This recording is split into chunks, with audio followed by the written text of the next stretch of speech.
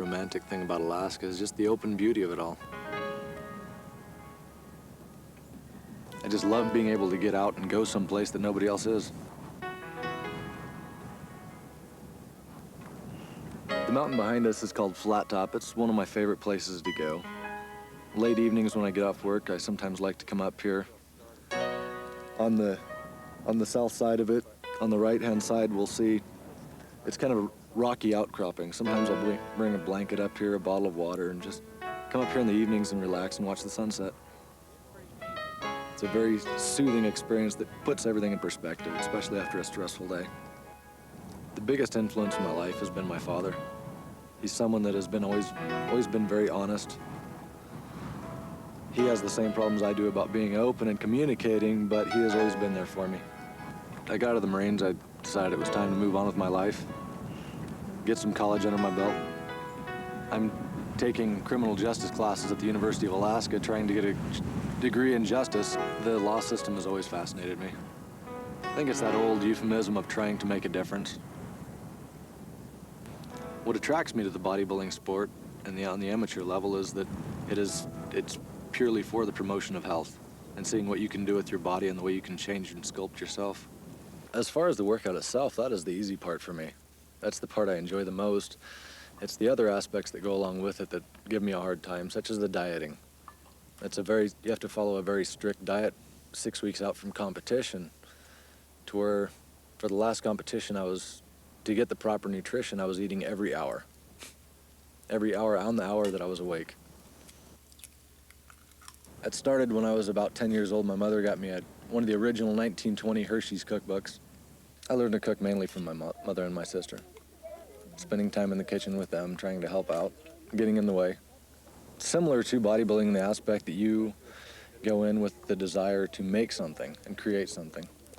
My favorite dish is probably a low-fat 3-cheese lasagna I make. People enjoy that the most. Good cooking gets to my heart. Just like any man, the way to his heart's through his stomach. My ideal woman would be a woman who is attractive, but not in the sense of physical beauty. Someone who looks beyond the material things that most people look for these days. The first question that most women ask these days, it seems like, what kind of car do you drive? Where do you work? What kind of money do you make? Very straightforward. I like someone who is honest and caring and trustworthy. I see myself as being a very patient parent. Someone who makes time to develop a good relationship with whatever children I do have. I believe that I am, in today's society, I don't fit in a lot of aspects simply because I do believe in a lot of the old standards. I still believe in honesty. I believe in being sincere and meaning what you say. Romance to me is being with somebody who cares about you, for who you are, spending time out, going for walks, holding hands, watching the sunrise. I work in a gun shop called Great Northern Guns. My job there basically consists of sales and helping people, teaching basically a little bit more about firearms and what their purpose is with society, and not, getting away from the mentality of like the drive-by shootings and crime. Competition for me, it's part of it. It's called IPSC shooting. It's the International Practical Shooters Confederation. It's a worldwide organization, and it's all basically done with handguns. 3 aspects of it that they score is accuracy, power, and speed. All 3 could carry the same weight. I practice as much as I can. A lot of times during the summertime, I'll shoot around 500 rounds a week. That's quite a bit, but the guys who do really well shoot upwards of around 2,000 rounds a week, but I just don't have, it's hard to make that much time for that. I've had several people tell me that I am the strong silent type. I keep to myself more than I talk. I think everybody has barriers. Ways they keep themselves protected. As far as being myself, I'm always trying to be who I am. I don't try to be something I am not. Communication seems to me to be the most important thing in a relationship between a man and a woman. People really need to just be themselves. Let people see who you really are. It goes along with dating. When people first start dating, they try to hide who they really are and they try to put on a facade. Just be yourself.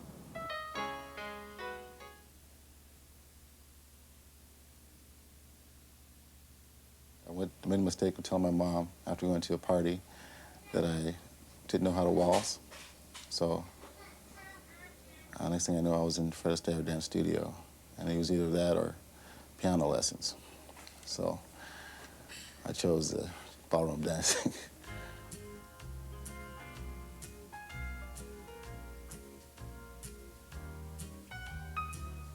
I think dancing is something that you can teach someone that they can always use all the rest of their life. For a lot of people, finding out that I'm a police officer is kind of a shock to them. I'm a conservationist officer as well. Take care of the seal rookeries and kind of monitor poaching and things like that. I'm an EMT, emergency medical technician. I do and coordinate search and rescue. If some of the fishing vessels out there get in trouble, we respond to that. Or someone's lost on the island or another neighboring island, we go look for them. I'm a firefighter.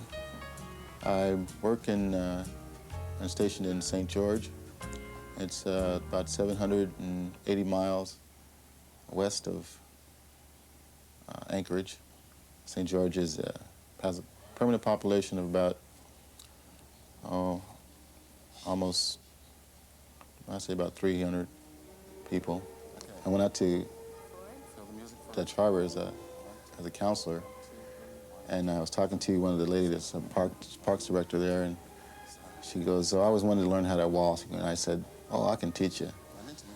And then the next thing you know, I was teaching a class in Dutch Harbor, which is, again, not the most famous place for ballroom dancing.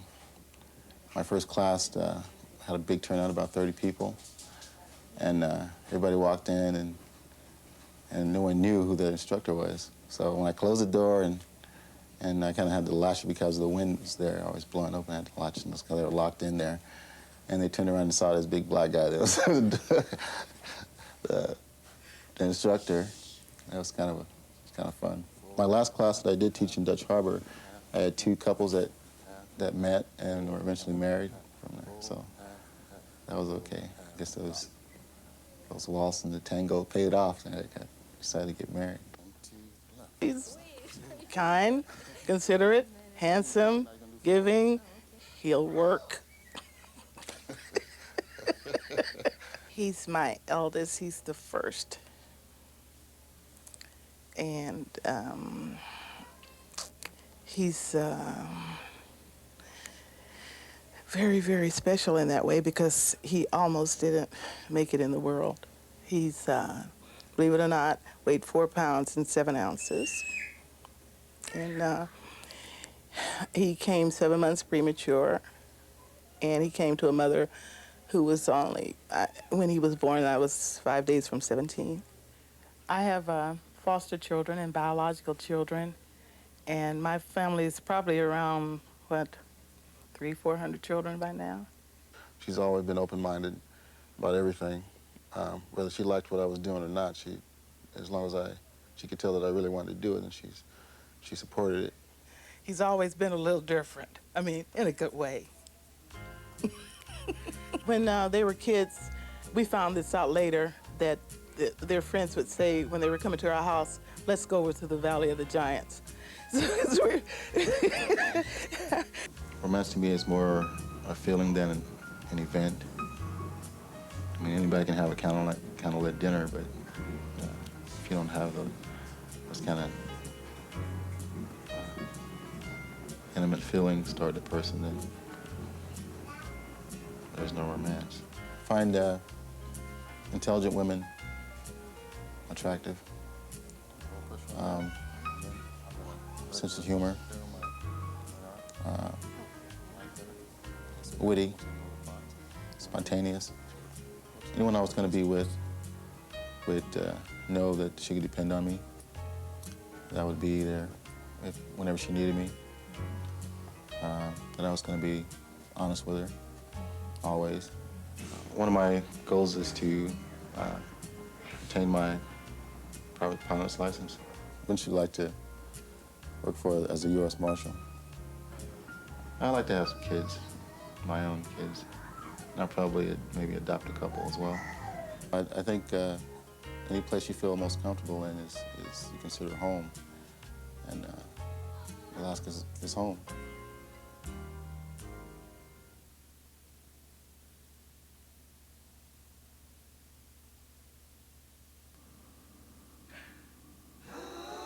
.3 KGOT, Mark Murphy playing the hits, all the songs you want to hear from the hit lines at 258 KGOT. New Steve Perry, check out the lead guitar on this song. Guy's name is Lincoln Brewster. He was born in Homer, grew up in Fairbanks, and here he is with Steve Perry. You Better Wait on 101.3 KGOT.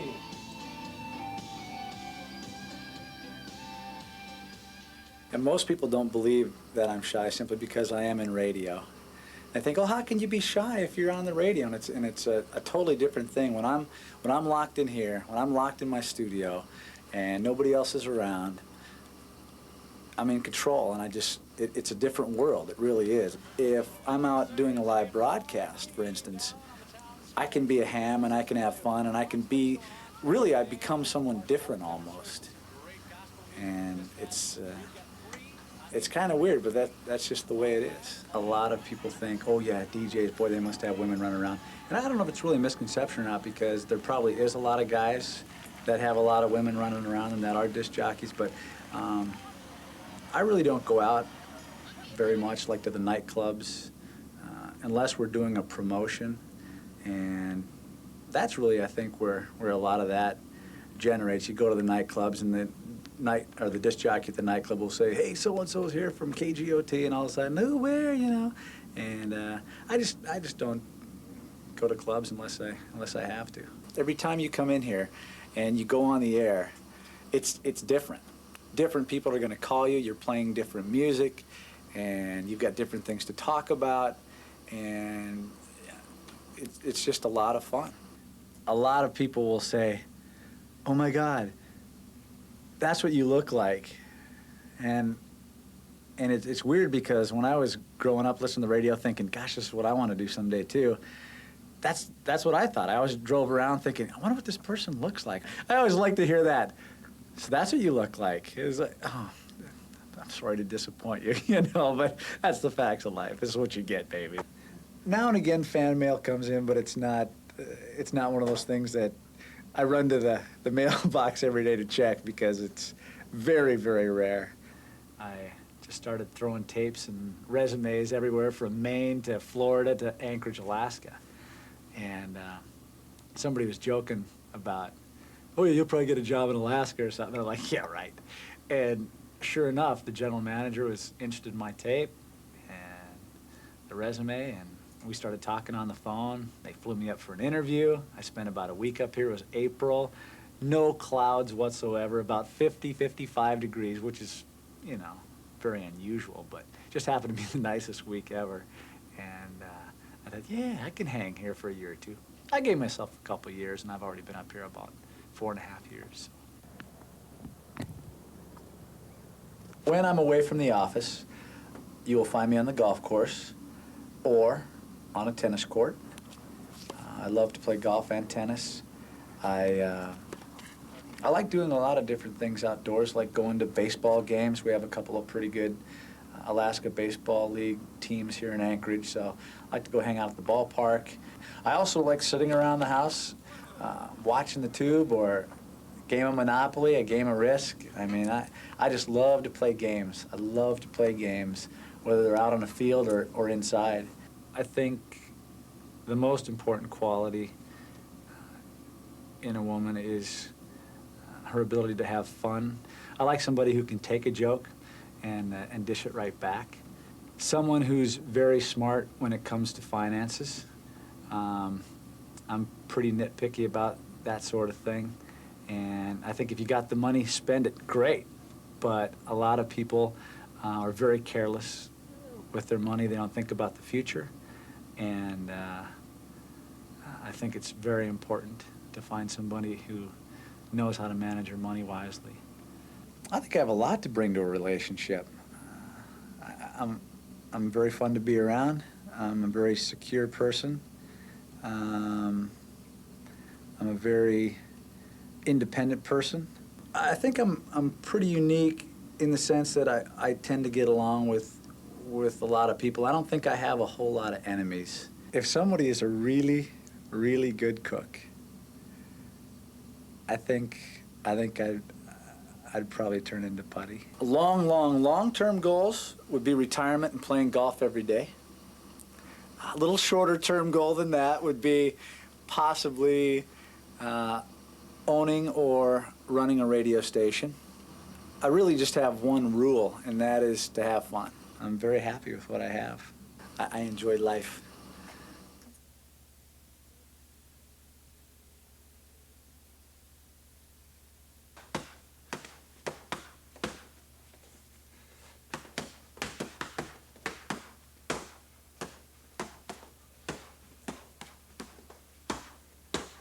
Well, originally how I got into boxing was I went to see what was available here in Anchorage, and I ran across a team that was working out, and I asked if I could be on the team. I was told by the promoter then that he already had a team and that it was full, he didn't really need anybody else, but that I could spar if I wanted to. I did some sparring with one of his better guys, and he ended up letting me on the team. It's a chess game. It's a lot more of a chess game than most people realize. It's for every weakness, there's a strength. For every style, there's a counter style. Counter punch for every punch. It's a lot more to it than most people realize.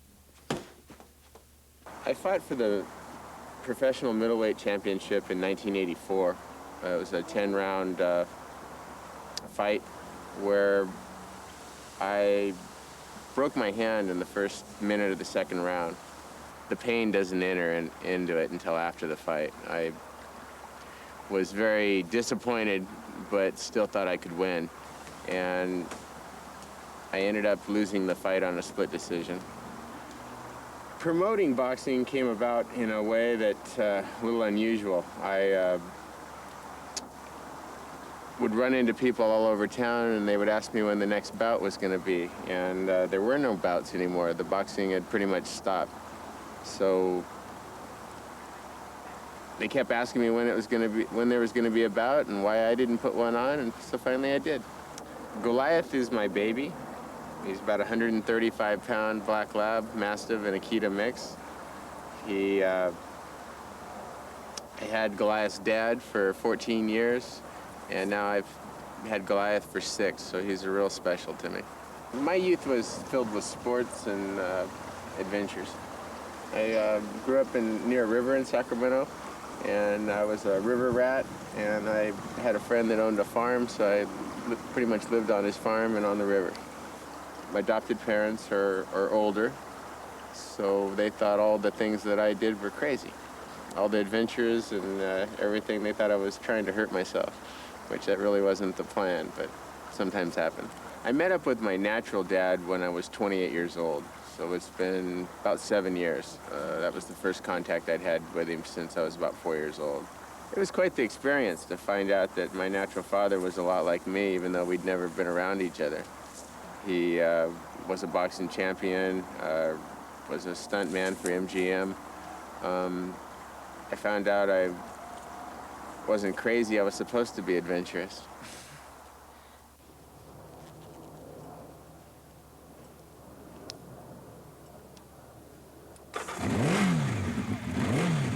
What I like about riding motorcycles is I like the handling, the speed, the power. I have a Honda 700 Nighthawk street bike. I've taken it on 2 extensive trips. One trip was 10,000 miles in 30 days, both ways on the Alcan. And another trip, I shipped it back east and went about 8,000 miles all up and down the East Coast. The qualities that I look for in a woman are, most of all, that they're a nice person with a good heart. Attraction is definitely part of it, but as I get older, the attraction part of it seems to be less and less, and the feeling becomes more and more. Romance to me is probably a little different than people in the lower 48, because I like to go out to Knik River Glacier and camp and things of that sort, and that's romantic to me. I guess my best characteristic is the same thing I'm looking for in a woman, is I have a good heart and I'm a nice person. I value family values, and very much want my own family someday.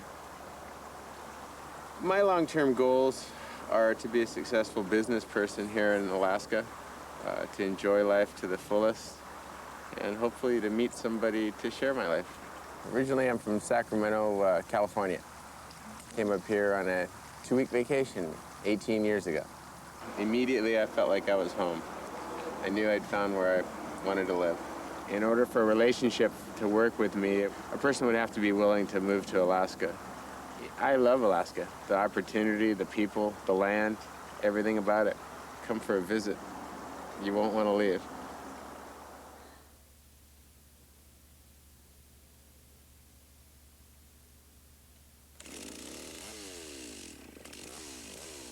The day I learned to tie my shoes, I really knew I was creative because my father was carving, and he was carving on the steps in our house. I wanted to carve and use a knife, and he said, if you want to use a knife, you're going to have to learn to tie your shoes. So I learned to tie my shoes right then and there on my own, and that's when I sat down and I started bringing things out that were already there, things that I could see. This is a soapstone, and it started out basically, this was the beginning of the shape over here. And what I saw, it's a bear. But when I first looked at it, I'd look at the rock, and I tried to decide what's already in the rock. It's easiest if you see something in the rock already, you don't have to take as much material away. It's already there. And if you notice on the back edge, it looks like a leg. And on the front edge, I saw a face of a bear. This hasn't been carved. This area has been worked, but basically this is the beginning of a bear walking in a river, walking upstream. I'm trying to become an artist full-time as an occupation, but I'm trying to do it in a way that I don't compromise what I want to make. I don't want to make things that are going to sell. I want to make things that I see, and sometimes things you see don't sell as quick. But in the long run, they're worth a lot more because they're really a part of you. Rather than be a starving artist, I take work wherever I can, and one of the things that I do is I repair sailboats, fishing boats, yachts. The whole idea in that is that it's a type of work that requires artistic ability. As a child, I grew up in an area where there were a lot of horses. It was a farming community, and that's what every child in a farming community wants, is their own horse.